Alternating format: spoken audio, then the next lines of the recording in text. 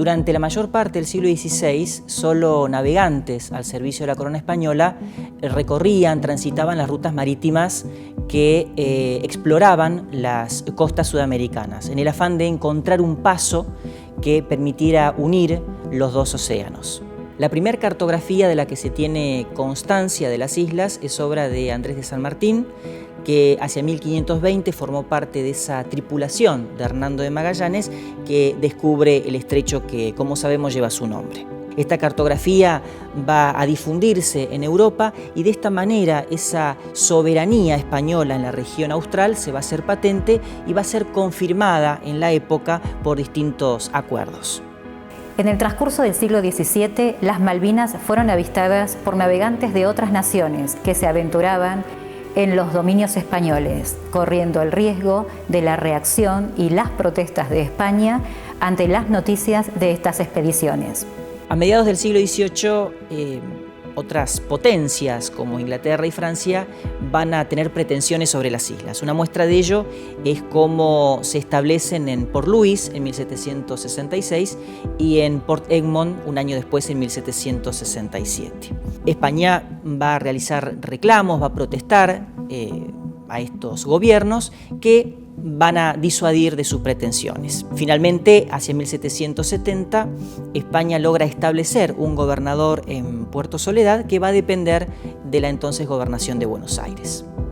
Con la firma del Tratado de San Lorenzo del Escorial en el año 1790, Gran Bretaña se comprometió a no formar ningún establecimiento en las costas, tanto en las costas orientales como en las costas occidentales de América Meridional. Tampoco en las islas adyacentes que ya estaban ocupadas por España, tal es el caso de las Islas Malvinas. Por lo que la sucesión de gobernadores españoles en las islas llegó a un total de 32 y fue continua hasta el año 1811, cuando Argentina reclamó todos los territorios heredados de España tras la Revolución de Mayo de 1810. En 1820, el corsario y coronel de marina David Shewitt va a asumir el cargo de gobernador de Puerto Soledad, en nombre de las Provincias Unidas del Río de la Plata. Esta noticia llega a los distintos medios británicos y estadounidenses, quienes no van a hacer protestas oficiales. De hecho, Gran Bretaña va a firmar un acuerdo bilateral, un acuerdo de 1825 llamado de Amistad, Comercio y Navegación, que en el proceso de reconocimiento del Estado logra reconocer la independencia argentina y en el que no se realizan reclamos sobre las islas australes. Sin embargo, el 3 de enero del año 1833, el Reino Unido de Gran Bretaña tomó las Islas Malvinas expulsando al gobernador argentino. Este acto de fuerza fue llevado a cabo durante el tiempo de paz, motivo por el cual la Argentina lo rechazó de manera inmediata. Menos de 2 semanas después, al llegar a Buenos Aires las noticias de lo ocurrido en las Islas Malvinas, el gobierno argentino efectuó la protesta oficial y pidió explicaciones. Desde entonces, las Islas Malvinas constituyen un objetivo irrenunciable por parte del pueblo argentino.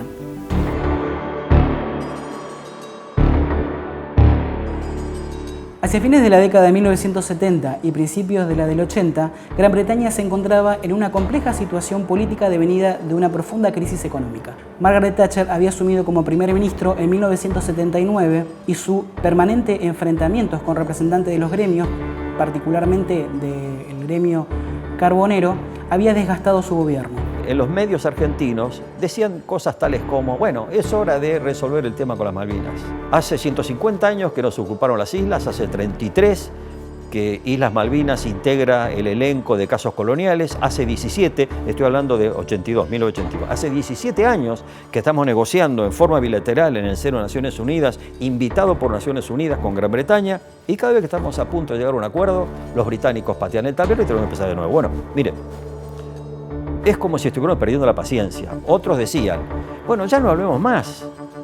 Hagamos algo de una vez por todas, porque esta situación no se puede extender. El primer día hábil de marzo de 1982, Me presenté al cuartel, me senté en mi escritorio, llamé al oficial de guardia, reunión de jefes de compañía, entra una ordenanza y me dice: señor segundo, el comandante quiere hablar con usted. El capitán de fragata Alfredo Weinstabel, que era el comandante del batallón 2 en ese momento, cierra la puerta, siéntese. Mire, Santillán, este batallón, por orden del comandante de la Infantería de Marina, ha sido designado como núcleo de una fuerza de desembarco que eventualmente, en caso de que fracase la diplomacia, recuperaríamos las Islas Malvinas no antes del 15 de septiembre de este año. En los primeros meses del 82 estuvimos trabajando, por supuesto, con la flota. Una vez que se terminaron las licencias, que es a partir de febrero, se comenzó a trabajar con la flota. Y habíamos estado haciendo algunos adiestramientos un poco intensivos, porque llegamos de uno, salíamos con otro, pero nada de eso decía que podía ser previo a un conflicto. La Guerra de Malvinas tiene su origen en un conflicto denominado de los chatarreros, que se produce en el mes de marzo de 1982. El 19 de marzo había llegado un transporte de la Armada con el señor Davidoff para levantar lo que era la vieja estación ballenera en las Islas Georgias. ¿Qué es lo que hace el señor Red Hunt? Le ordena al Endurance, un buque de investigación oceanográfica británico, que embarque 22 Royal Marines de la dotación de Malvinas, se vaya a las Islas Georgias y le dice al gobierno argentino: Hunt, saque esa gente de ahí, porque esos son territorios bajo el control de Puerto Stanley, de este gobernador, saque esa gente de ahí, y si no la sacan, la voy a sacar por la fuerza. El gobierno argentino se declara objeto de una amenaza de uso de la fuerza. El 23 de marzo, el almirante Busser viene al lugar donde yo estaba trabajando, en el cuartel, en el cuarto de guerra, donde se hacían todo este tipo de cosas.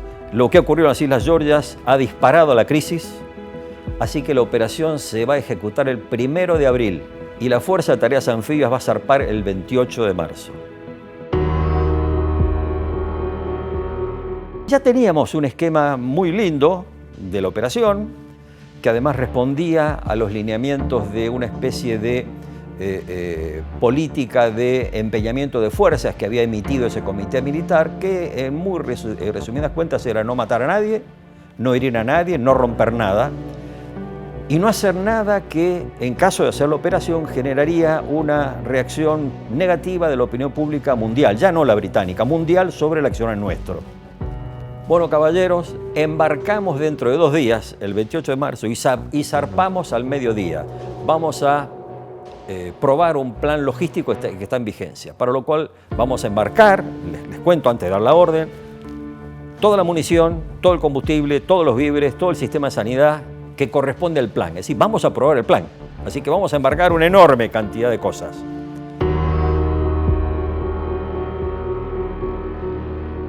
El día 27 ponen en funcionamiento un plan de llamada que se llama para que toda la dotación del buque esté presente. El 28 de marzo fuimos hacia la dársena, donde se encontraba amarrado el destructor Ara Santísima Trinidad. Había mucho movimiento de personal, militares y civiles.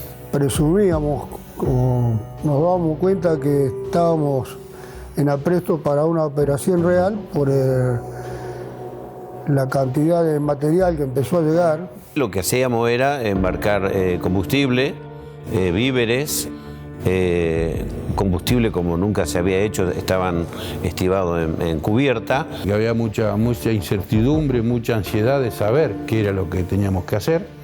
Y se preparó toda la agrupación. Ahí empezamos a preparar todo. Se hicieron las acciones, las patrullas se conformaron, vino gente de otras unidades y bueno, ahí sospechamos que era una operación real. También embarcamos fuerzas especiales. El grupo de batalla del capitán Giachino estaba a bordo. Nosotros éramos el centro, digamos, pero todo el apoyo era inmenso. Luego zarpamos con una orden que le dieron al comandante con el rumbo sur. Pocas horas empezaron a llegar los otros buques, los buques que nos iban a cuidar. buque desembarco de tanques San Antonio y todos los buques y todos los que estaban ahí iban a hacer el ensayo de un plan logístico.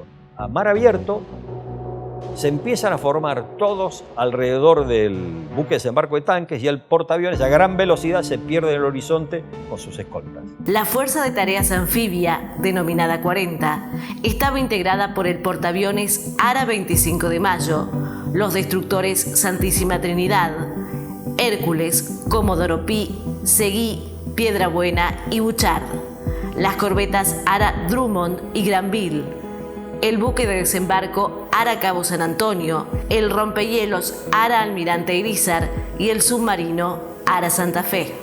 A este conjunto de buques se suman las fuerzas de batallones de Infantería de Marina número 2, número 1, de vehículos anfibios, de artillería de campaña, de comunicaciones, de apoyo logístico, de servicios y personal de las agrupaciones comandos anfibios y usos tácticos. También aeronaves de la aviación naval y personal del Regimiento de Infantería de Ejército número 25. Nosotros íbamos haciendo una navegación teóricamente normal, no sabíamos que íbamos a Malvinas, pero íbamos navegando en conserva y el buque que iba protegiendo era al Cabo San Antonio. El temporal que tuvimos fue muy fuerte. Bastante fuerte, se perdió material. No se podía estar ni parado, no se podía hacer casi nada en el buque. Íbamos a una velocidad creo que de 14 nudos y bajamos a 6 o a 7 nudos. Esto hizo que la tropa que lleváramos nosotros se descompusiera por ese gran movimiento que hubo. Entonces el desembarco que iba a ser para el día 1 de abril se transfiere para el día 2 de abril, porque la tropa estaba muy mal, o sea, estaba descompuesta. Llega el día 30 a la noche y me llama el comandante, el capitán Huesta, me dice: Santillán, vaya a la radio porque se ha puesto la frecuencia de la radio Puerto Stanley y nos gustaría saber de qué están hablando. Habló el gobernador Rex Hunt y dijo: viene una fuerza naval argentina hacia las islas. ¿Eso qué significaba en cristiano? Se perdió la sorpresa estratégica. Es decir, saben que vamos.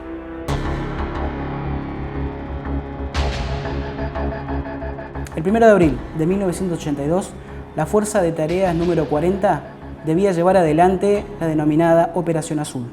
El coronel Zeinildin le pidió al almirante Busser de cambiarle el nombre a esa operación, que esa operación se llamara Operación Rosario. Así que bueno, fue aceptada y así se llamó la operación. Ahí cambia y se llama Operación Rosario. Y a las 6 de la tarde se da la autorización para la ejecución de la operación anfibia. Dijo el comandante: señores, la Armada me ha encomendado una misión y la tengo que cumplir. Vamos a desembarcar en Malvinas. Si tengo que dejar el buque en la playa, lo voy a dejar, pero la tropa va a desembarcar. Voy a cumplir con la misión. Nuestra misión es la de desembarcar en las Islas Malvinas y desalojar a las fuerzas militares y a las autoridades británicas que se encuentran en ellas. Eso es lo que vamos a hacer. El destino ha querido que seamos nosotros los encargados de reparar estos casi 150 años de usurpación. El día 1 de abril, alrededor de las 21:15, salió el primer bote salió en ese horario. Las únicas luces que estaban encendidas eran las de adentro del barco y las de exterior estaban todas apagadas. O sea que uno desembarcaba, los botes, por ejemplo, el desembarco era todo oscuro. Tuvimos un gran problema, que el temporal había movido mucho el fondo y teníamos las algas ahí flotando y se nos enredaban las hélices. Y nos costaba llegar, cosa que nos empezó a retrasar. Por lo tanto, decidimos arrimarlo a la costa más cercana que veíamos. Se veía la costa. Se veían luces además, que andaba gente patrullando, no sé, un vehículo. Para buscar una playa alternativa, que así fue. Los que iban adelante deciden cambiar de playa por este problema y porque aparentemente observaron movimiento en la playa que teníamos que llegar y se cambia de playa. Nunca se enteraron de que desembarcaron por ahí los comandos anfibios. Embarcaron los botes, se sacan el equipo de neopren, se pone el equipo de combate y sale Giacchino en dirección a la casa del gobernador y Sánchez Sabarot en dirección al cuartel de los Royal Marines, más o menos separados uno de otro 3 kilómetros. Y tenían que llegar a sus lugares a más tardar a 5:30 de la mañana. Se demora la aproximación porque nosotros habíamos perdido la sorpresa y los ingleses nos estaban buscando con vehículos, así que había que hacerlo con mucho cuidado. Y nosotros marchamos todo este tiempo de prácticamente 4 horas. Seguimos avanzando hasta estar muy próximos a la casa del gobernador, donde venía un Land Rover con las luces encendidas, pero ellos, gracias a Dios, no tenían los visores nocturnos porque no nos pudieron ver y siguieron su marcha. Sánchez Sabarot tenía que rodear a los Royal Marines y decirles, señores, no tiene sentido el combate. Y si hay combate, que sea lo menos cruento posible y no matar a nadie. Se hizo el dispositivo de ingreso al cuartel de Royal Marine hasta que el comandante dio la orden del asalto. Después que se hizo la toma del cuartel y viendo que no se encontró a nadie, el señor comandante manda a formar afuera, ¿sí? Y se hizo el pabellón tipo 5:30 con las primeras luces, se hace el izado del pabellón. Habían hecho lo que hicieron las fuerzas militares británicas siempre en todas sus colonias a lo largo de la historia, lo cual está muy bien, que es cuando está amenazado el representante de la corona, el virrey, o el gobernador militar, o el comandante militar en ese lugar, todas las fuerzas se concentran en ese lugar para protegerla. Ellos no estaban en el cuartel de los Royal Marines, estaban en la casa del gobernador. La misión del capitán Giacchino era lograr la rendición del gobernador, o que cesara el fuego, o que cesaran las hostilidades, o lo que fuere, para evitar que cuando nosotros llegáramos el grueso de las fuerzas de embarco a la localidad, se diera el combate que vimos en todas las películas, que en un caserío el combate es una carnicería entre militares, civiles, niños, ancianos y rompe todo. Entonces había que impedir eso. Llegamos a la parte trasera de la casa, nos ubicamos en distintos lugares, haciendo un perímetro, y después de eso el teniente de buzo táctico Diego García Quiroga era el que iba a oficiar de intérprete. Le tenía que pedir a los ingleses que se rindieran, que éramos una fuerza superior y que no había necesidad del uso de las armas. Se armó una balacera muy importante, nos tiraron con todo, tiraban a mano poder y bueno, haciendo fuego intimidatorio, seguimos el combate porque los ingleses tiraban con todo. Mientras se producían los primeros combates en la gobernación, al norte de las islas las fuerzas argentinas iniciaban la primera ola de desembarco. Nosotros próximos a la entrada de la bahía de Grusac. Nosotros ingresamos ya con el portalón abierto y largamos el primer vehículo. La primera ola se largaba al agua 6:20 para tocar tierra 6:30. La noche anterior había llegado el submarino Santa Fe y había desembarcado una patrulla de buzos tácticos que habían llegado, por supuesto sin ser detectados, a la playa y habían puesto una luz infrarroja para decir, este es el centro de la playa. Mi primera ola está compuesta de 4 vehículos. 3 vehículos de la compañía F del batallón 2, cuyo jefe era el teniente de corbeta Schweitzer, más el 4.º vehículo que era el del teniente coronel Zeneldin con el subteniente Reyes y los 25 hombres del ejército argentino. Llego a ese lugar y en el momento que ordeno levantar las tapas, todos los cócteles, ¡viva la patria! ¡Viva la patria! Era una cosa, miren, me conmueve aún hoy recordar eso. Seguimos corriendo, llego a la cabecera de pista, mi vehículo era el primero, y lo que veo ahí adelante, en la cabecera de pista, un nido hecho con bolsas de arena, donde debería haber habido una ametralladora, pero no había nadie. Desde la playa hasta el aeropuerto había más o menos unos 400 metros. Desplegamos los 3 vehículos, las ametralladoras sobre la pista, y el teniente coronel Zeneldin pasa con un balazo en dirección al aeropuerto. Y por radio me dice, el aeropuerto está bajo mi control. Entre el aeropuerto y la localidad hay más o menos unos 5 kilómetros. El teniente Suerce, sin que yo diga nada, se acerca con un vehículo anfibio, desembarca un grupo de tiradores, se despliegan y empiezan a trotar los 400 y pico de metros hasta el otro lado buscando minas antitanque o infantería. No había nadie. Embarcamos la tropa, pasamos el istmo, suben a sus vehículos y ahí hacia la derecha Puerto Argentino. Ahí dije, listo, no nos paran más. Pero había algo que me llamaba la atención. Desde que yo empecé a correr en dirección al pueblo, yo veía que en la casa del gobernador habían rebotes de munición trazadora para todos lados.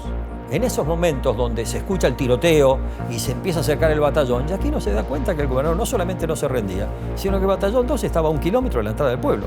Y entonces hace lo que muy poca gente hace. Señores, vamos a pasar al asalto. Bueno, Yaquino es mortalmente herido y detrás García Quiroga, que se encuentra inmediatamente con ellos, también es herido, pero tiene suerte.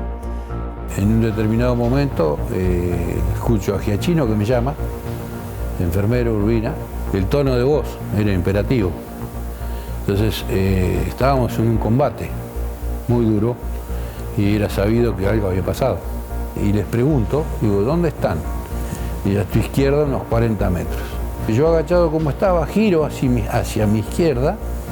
En el giro, por el rabillo del ojo, observo un bulto que me sorprende, entonces me freno. Y cuando yo me freno a 40, 50 centímetros, pegan 2 tiros en el suelo que me llenan la cabeza de tierra. Y digo, no, para allá no, dije. Cuando yo me enderezo y salgo, me muevo para correr, pegan otros 2 tiros atrás mío. Yo sin querer estaba cambiando de posición al tirador. Y corro y me esperó que corriera, no sé, 4 o 5 metros y siento el golpe en la cintura, me pega en la hebilla del cinto porque me hizo un agujero muy importante, me rompe la pared abdominal, me rompe los intestinos, me fractura la cadera y me corta el nervio crural de la pierna derecha. Me arrastré, no sé cuánto me arrastré, me cerré las pilchas, mochila de almohada y a esperar que sea lo que Dios quiera. Así que le digo a mis compañeros que no iba a poder llegar. Escuchaba que García Quiroga pedía un médico en inglés. A Giachino no lo escuché más, no se escuchó más hablar. Con los primeros heridos luchando por sus vidas y el amanecer sobre las islas, la fuerza de desembarco que avanza hacia la ciudad era atacada por la defensa británica. Ya la ciudad la veíamos claramente, a 1 kilómetro, 600 metros. Una ametralladora inglesa larga una serie de... debe haber tirado 1000 tiros de un chorro. Y de una casa de un techo a 2 aguas verde, a la izquierda, de ahí veo una luz y delante del suboficial Quiroga la explosión. Yo creí que era un mortero.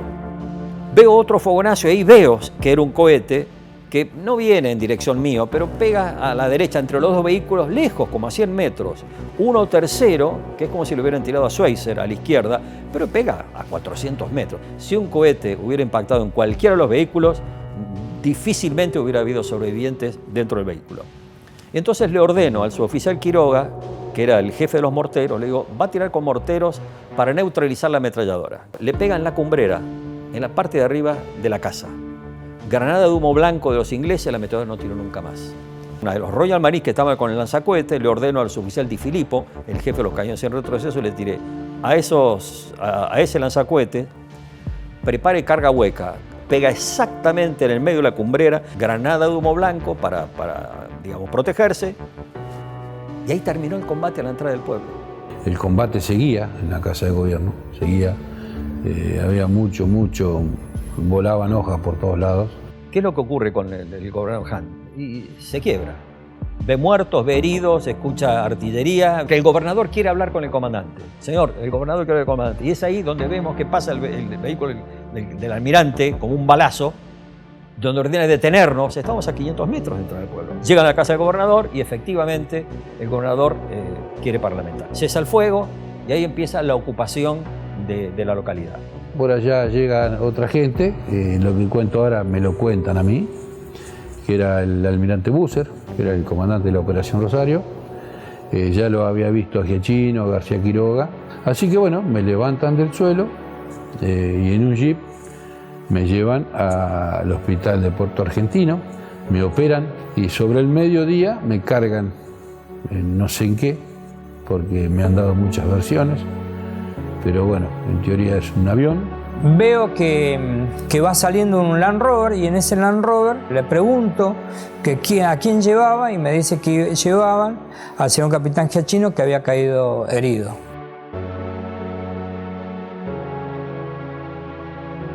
Luego de la rendición británica, el pabellón nacional fue izado en el mástil mayor del puerto argentino. El capitán Pedro Edgardo Giachino es el primer héroe nacional en aquel día histórico. En el avión fue bastante difícil. Cuando yo estoy despierto, yo me despertaba, me dormía, me despertaba, me dormía. Por ahí tuve un lapso bastante, no sé, media hora, pongámosle, que estuve despierto. Observé al lado mío una bolsa y era Pedro. Eso fue lo más duro para mí, ¿no? Viajar con él al continente. Fue bravo, muy bravo.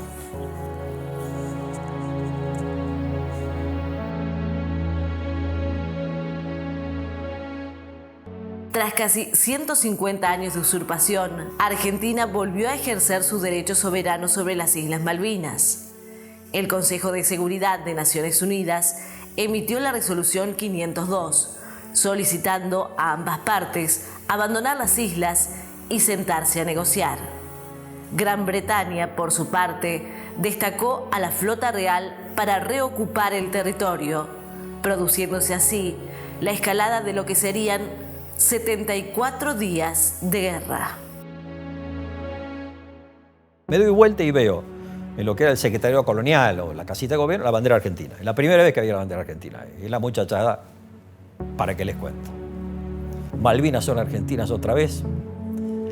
Gran emoción. Entre la mezcla de que nos costaba creer que estaba en Malvinas, de lo que había pasado, de los combates, de los heridos y una formación para poner la bandera.